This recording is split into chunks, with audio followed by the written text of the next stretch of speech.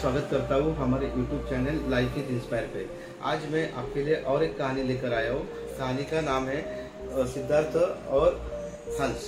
तो दोस्तों चलते हैं हम हमारी कहानी की तरफ। तो उसके पहले आप अगर हमारे चैनल पर नए हैं तो हमारे चैनल को सब्सक्राइब कीजिए, लाइक कीजिए और शेयर कीजिए और बेल आइकन पर क्लिक कीजिए, क्योंकि हम आपके लिए ऐसी कहानी लेकर आते हैं। तो चलो चलते हैं कहानी की तरफ। नमो बुद्धाय। और हंस। गौतम बुद्ध के बचपन का नाम सिद्धार्थ था। सिद्धार्थ नाम का अर्थ होता है वह जिसने अपने सभी इच्छाओं को पूरा किया।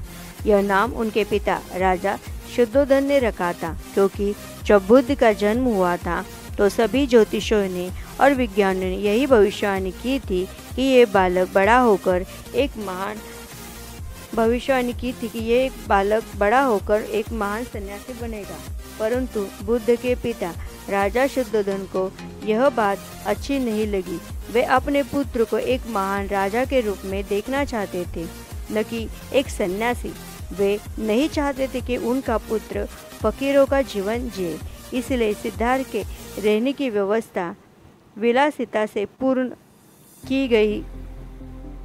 उन्हें तरह तरह की सुख सुविधा से रखा गया, दुख की अनुभूति तक न होने दी।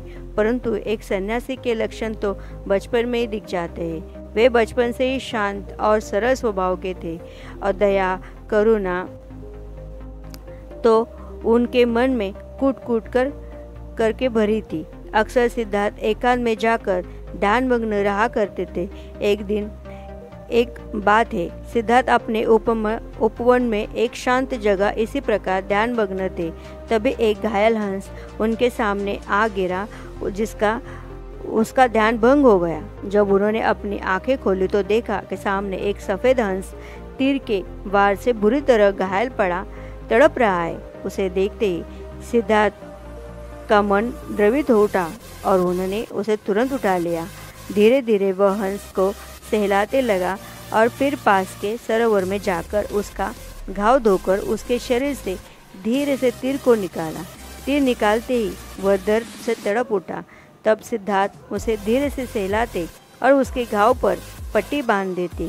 उसी समय एक और से कुछ शोर होता और उस उधर से उनका चेहरा भाई देवदत्त आता हुआ दिखाई दे। सिद्धार्थ ने हाथ में वह हंस देखकर बहुत खुश होता है और हंस लेने से सिद्धार्थ के पास दौड़कर आ धपकता है।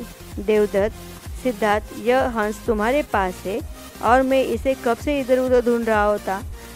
यह मेरा शिकार है, अब जाकर मिलाए। सिद्धार्थ ने, नहीं देवदत्त, यह हंस मेरा है।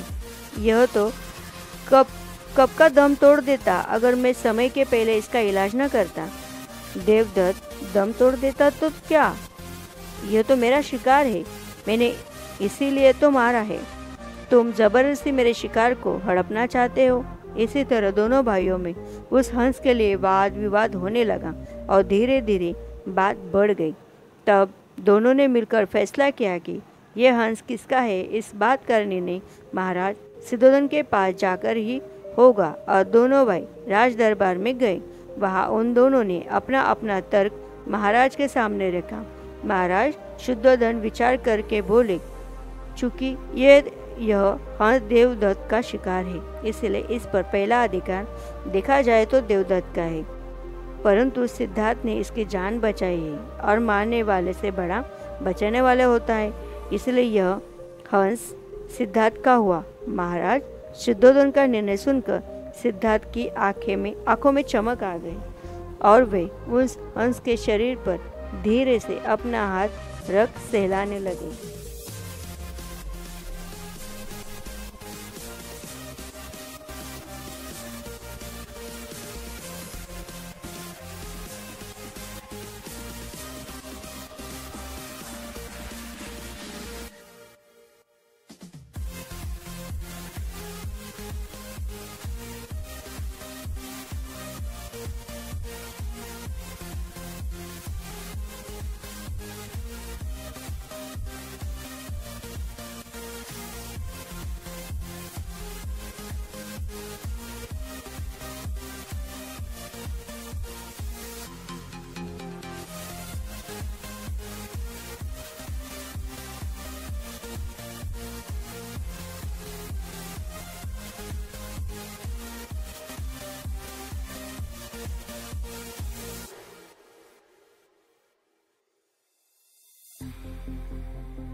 हमारी कहानी कैसे लगी ये हमको कमेंट में ज़रूर बताइए।